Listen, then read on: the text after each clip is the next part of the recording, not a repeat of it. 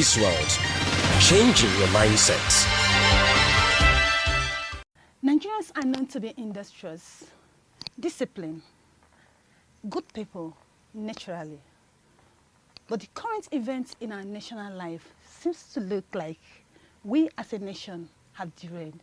Good to have you on another edition of your weekly TV talk show, Be This World. It's my pleasure to have you join us this week. A quick break, I'll be right back. Don't go away. Chief Jude Onyebuchi is fondly called Akuewebe, meaning riches or wealth are not restricted to any particular home or person. He was born into the family of Nze and Lolo Onyebuchi, a carpenter father, and his lovely wife, who always reminded their little son that he was handsome by nature and so did not need to dress gorgeously or work so hard to show it. This business mogul hails from Akpo in Agwata local government area of Anambra State in southeast Nigeria. Young Jude Onyebuchi attended Akpo primary and secondary schools in his immediate environment. Thereafter, he joined his uncle Nze Onyebuchi in 1978 to learn trading. His sojourn as an apprentice trader in Agege, Ikeja local government area of Lagos State, took him 7 years. It was at the end of the 7 years that he was settled with a sum of 5,000 naira only in 1984. Chief Jude Onyebuchi records that in seeking divine help, he took the money to a priest in a church to bless him and the works of his hand. But to his surprise, the man of God sent him away without praying for him. That disappointment sparked off the beginning of his journey as a young and determined investor.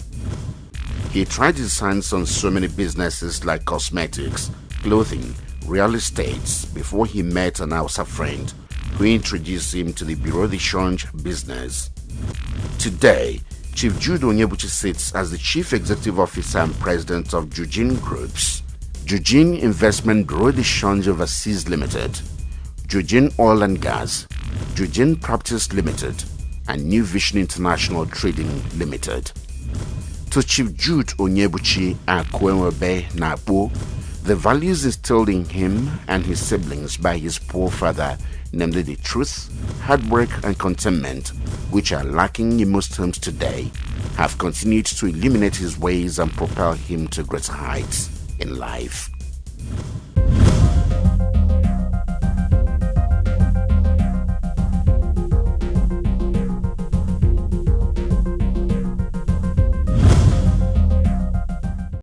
Welcome back. You just joined us. This is Be This World, and today on the show we'll be discussing a very vital and important topic that has been affecting our society: get rich quick syndrome that is affecting the life of our youths. And I have wonderful youths here to discuss this topic with me. Just in my immediate right is Master Ruben Carlo. Ruben, nice to have you on Be This World show. Thank you. And Ruben is the... Please, could you introduce yourself a little so that my audience will get to know you very well? Okay, my name is Ruben Carlo, like he rightly mentioned. I work with Strong BG, a digital agency. Okay, I'm also a Google partner. I run trading for Google. That's interesting. So, and in my immediate left is a wonderful lady. Wow! In fact, she's a lady that can do so many things. She's a designer. She designs things with her own hands. She has her own company. Please, could you introduce yourself? And by name, Miss Florence Ejike. Miss Florence, please, tell us a little about your business, your bedsheet business. How is it and how do we intend to grow it? Well, the bedsheet business is going on well and we hope to progress further. That's good. Good to have you here. Now, our case study today is on Chief Jude Onyebuchi, the man who said he served his master for 7 good years. And after 7 years, he was given 5,000 naira. Today, in our youths, today, they have this immediate gratification. Most youths just want today. They think of today. Many of our youth today are not thinking of tomorrow. They want it now. Every youth, their blood is hot, kind of. So we're looking at get rich quick syndrome. Ruben, what do you have to say about this? Wow, it's really amazing. I guess it's basically about the values, okay, that our youth are adopting. We are borrowing a lot of things from the social media. We are borrowing lifestyles from abroad, what we don't have here, or like our forefathers that actually brought us up. First of all, they taught us about values. Most importantly, the values of patience. You understand? You know, certain values that can, teach you to wait, to plant like a seed. You plant a seed, then you wait the seed germinates, and so forth. And you'll be glad when it germinates and yields fruits. But people are not, our youth are not, their mindset is not attuned to that kind of way of life. They want it right now, they want it today, tomorrow, and they are not ready to wait. Because of that has brought about a lot of repercussions and disadvantages in their life, and it's crazy. Yeah, I'm happy you're a media person. You said it's Social media, right? yeah, because you're a media person, and you said it's because of the kind of life we've learned from the social media, the bird culture that is affecting our society. And he said something there, and actually that is what Mr. Jude, Chief Jude Onyebuchi told us. He said that what has kept him going in life is what his father, his poor carpenter father, instilled in them: the patience, truth, and contentment. Now, most youth are not contented. Every youth today wants to drive Jeep. They want to live in a good house. They want to live this make-believe life. They are not being themselves. And look at you, a beautiful lady like this. You're making the sheets. So many people will know, so many youths will say, so many ladies like you who don't want to make the sheets to sell, to make money. Because they have good body, they have what it takes. They say, why would I wasting my time making the sheets to make money? Why can't men see me and give me money? So what do you have to say to that? The youths of these days, they have so much grown into the fact that everything should be fast for them. Everything should just start moving. Nobody wants to waste time. Nobody wants to go through anything. Everybody wants a shortcut to getting what they want. So in this case, most of them don't want to learn anything. They don't want to go into trading. They don't want to spend time doing anything. They just want it fast. Show me the way and let's do it, and just get the quick money. This has led so many youths into 419 kind of business. Yeah. It has led them into Yahoo business. led girls into prostitution. Yes, Yahoo, like you said, that's another big aspect, big and dangerous aspect. Youth, they are supposed to be the power engine of the country, but unfortunately, just like Mr. Ruben had said, they learn a lot from social media. Technology, as good as it is also very bad. It has brought a lot of stress to our youth. And going back to our focus on, Chief Jude Onyebuchi. Well, I know many people will say that as at the time he served his master, 5,000 was quite very big, a huge amount of money to start a business. Yes, it would have been, but then let's bring it forward to now. But his nets were being settled with 30,000, 50,000, then 20,000, but he was giving 5,000. Well, it doesn't really matter how much one is given. Yeah. The most important thing is what you have inside. If you don't have anything in you to give out, if you are giving 1 billion, you can't do anything. I like that. Bible says that you should not look down at the little beginning. So what you have inside of you, even with the minutest amount of money, you can bring it out. For instance, I am beginning to, and again, passion. When you have passion for what you do, you can gradually manage with whatever you have to climb step by step to achieving what you want. And I guess probably that is what Chief himself did, because he has passion for the business he was doing, for the business he was trained to do, or to become somebody in life. Somebody in life also. Because he actually tried his hand in so many business. Yeah, so he didn't allow that amount of money to bring him down, to weigh him down. So instead of probably really going straight to what he learned, he went through some other genuine means, Of step making by money. step, to get to where he is today, which many of our youths lack. Today. We have just lost it. Now, I like the point both of you has brought out in this discussion now, and which is impatience in the life of our youth. But before we go into that, let's look at, he said when he was given that money, 5,000 naira, the first thing he did was to go to a church. He met a priest and asked the priest to pray for him that he has been set free. And the priest actually sent him out without praying for him. Why do you think that? And I asked him, why do you think the priest did not pray? He said he doesn't know. So what would you say about that?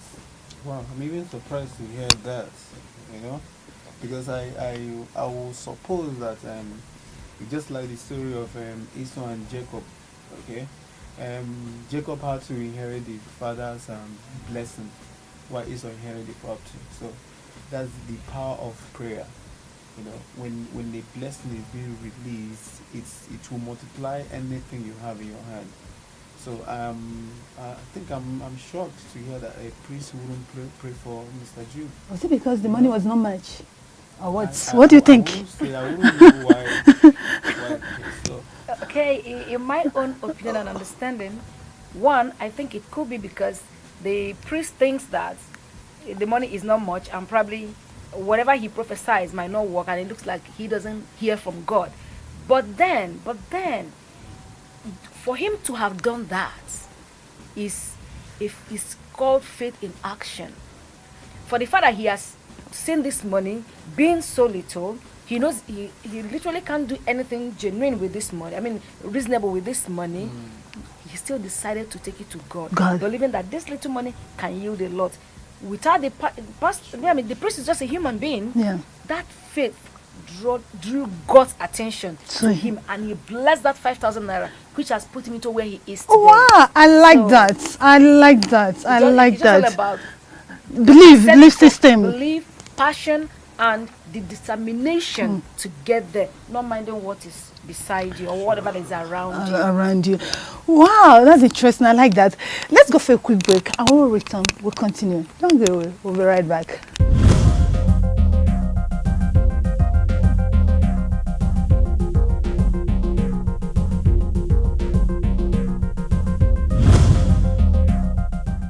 And I'm trying to tell you, all the business I'm doing, there's no Igbo man who go say that, just few. But people will think what I am to them, Igbo man, my brothers made me, they bring business. No, Igbo man no go bring business for. Instead, they go and give an Hausa man. Then that Hausa man then I will bring it to you as who, because they have known me. You know what I mean? Because they have known me, they know what I'm capable of doing. They know that I'm not that the type of Igbo they think they are. You know what I mean? I can't remember when I made my first car, but I remember I started from Volvo. I bought a Volvo of my late friend who died, an awesome guy. He's my very good friend, and they died. After a while, the family decided to sell his properties and settle the family this thing. I remember, didn't remember the actual price the Volvo was sold to me, but that's my first car as a living man. Now that's the first car I drove, Volvo. Then from there now, I was patching. Later I decided to diversify into cosmetics, yeah.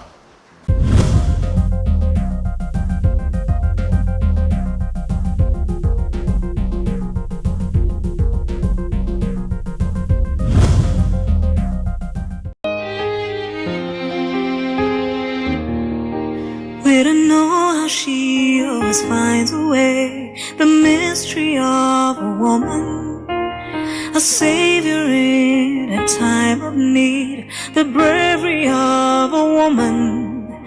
In your time of need, she does the deed, the magic of a woman. Woman, woman, a warrior is a woman. Woman, woman, a savior is a woman. Woman. woman, woman. A warrior is a woman, woman, woman. A savior is a woman, yeah, yeah, yeah, yeah, yeah.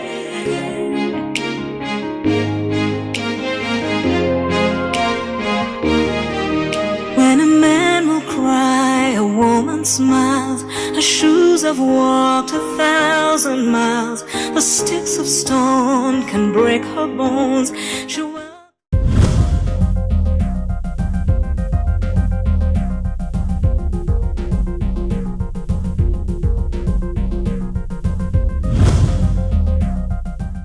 Welcome back. If you're just joining us, this is BD's World.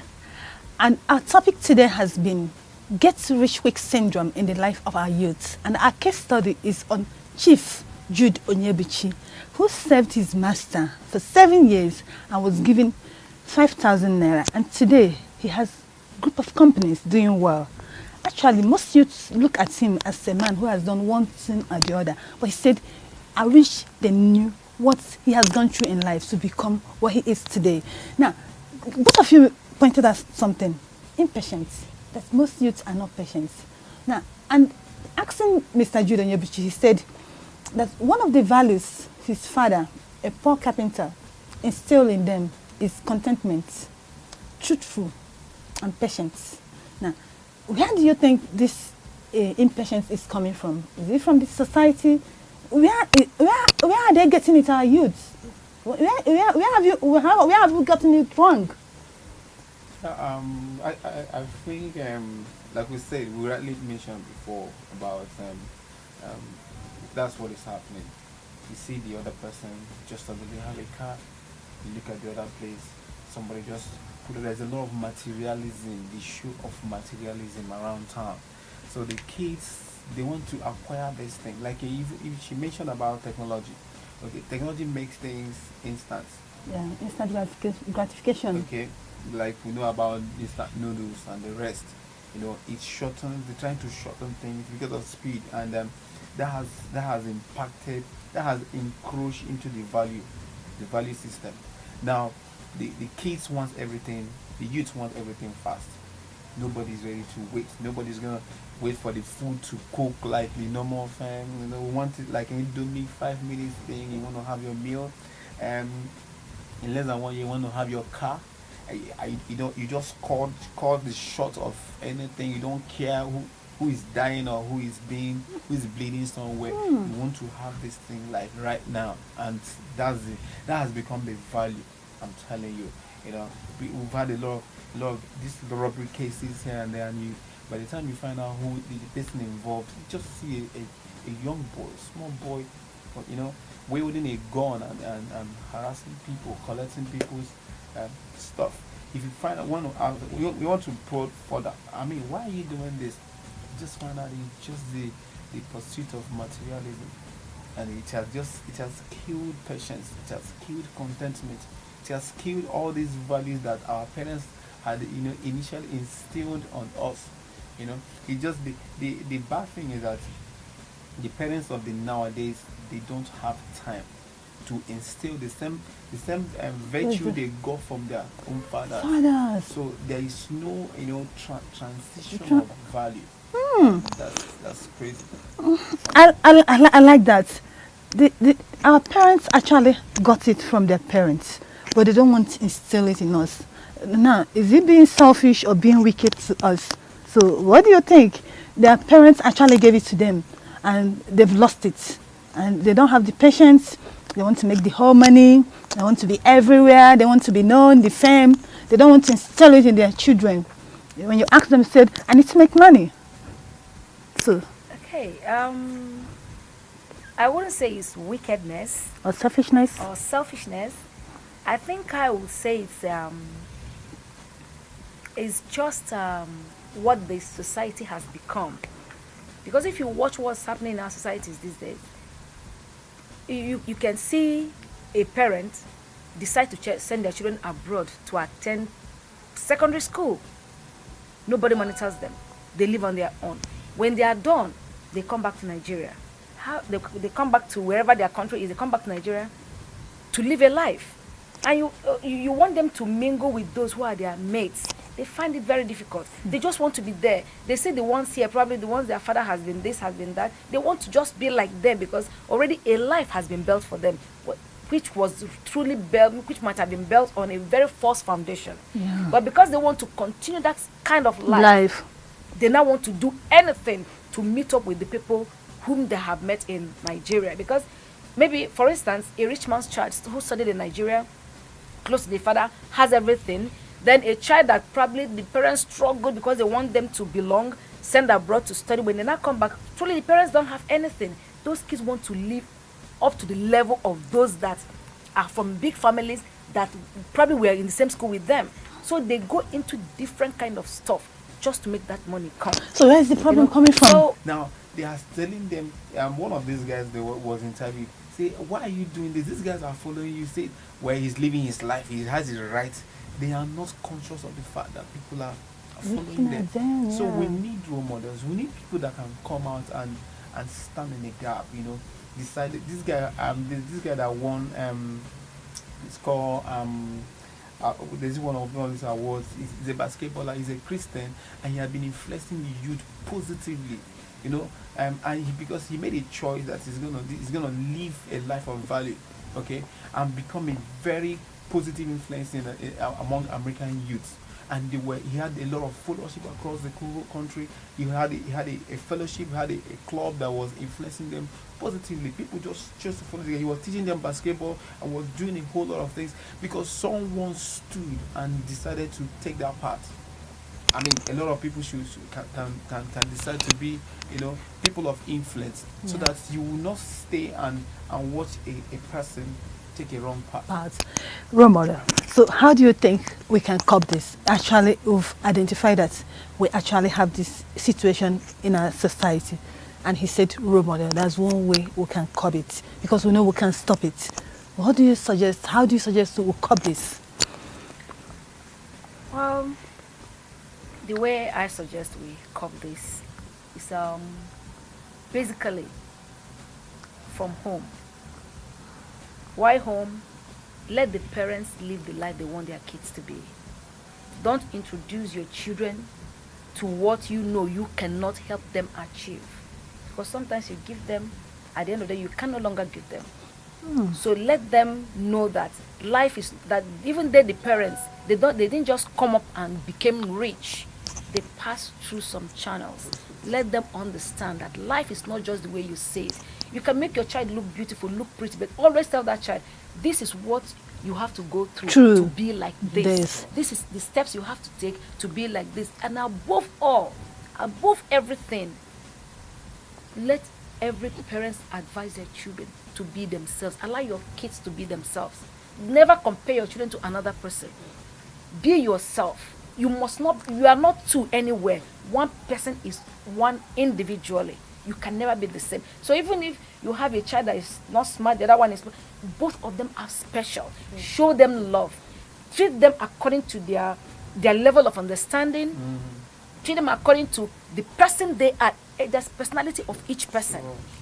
Go with them with love. Direct them.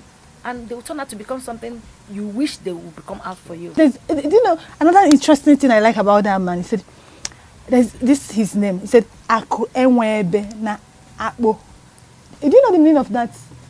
I don't know what I will tell you. You may not know. Akuewebe na Akpo. And I asked him, what's the meaning of, you know, these people from his side of the world, they have a way of having a nickname. He said, his nickname is Akuewebe na Akpo. So, and when I asked him what's the meaning of this, he said, this means rich and wealth has no permanent place. So indirectly, he's telling people, the youths who are looking at him, that if you struggle, I've seen a phrase that says that it's not your fault to be born poor, but it is actually your fault to remain poor. So that's the meaning of his name, Akuewebe na Akpo. So if you want to change your identity, you work for it. Like she said, the parents should instill in their children. They should let them that this big house you grew up to see us living in, This big car you grew up, see us living in, we didn't just get it. We work for it. We struggle to get it. Life itself is not easy. So parents should stop letting their children know that life is just easy. And they should stop doing things for their children. So, You know, a smaller business can just come up to them today and, you know, kill your business Obviously. because you've been doing the same thing. Thank So, you. like you said, the world keep moving. People should look into the future. It's just about innovation. Think about what the same thing people are doing. Think about how to do it faster and Differently. easier, and that will give you a business. An edge. Yeah. What's a wonderful topic today with wonderful men and women, Florence and Ruben. They've really said it. Peer pressure and parental guide. Now, are you a parent out there? Are you the one who said is a mobile parent? You're not always on ground for your children. Are you a child and you are allowing the life of your friends to influence you? Remember, they have their own life. It is your life. Because tomorrow, it's only you that can give account of that life. That life was actually given to you to take care of. So don't allow people to influence you or to affect you with their life. It is your life. Live it. You know what you want. Go for it. And one thing again, life itself is not easy. Don't allow people deceive you. But life can be sweet. Yes, it can be sweet. You can imagine that. Wow, that's much will be taken today on Betty's Word Show. Remember, it's changing your mindset for a positive society and better human beings. We're not just talking for talking's sake. We are talking for a better society. Thank you. And that's where we draw the curtain today. Oh God, I don't want to go, but I have to go. Bye.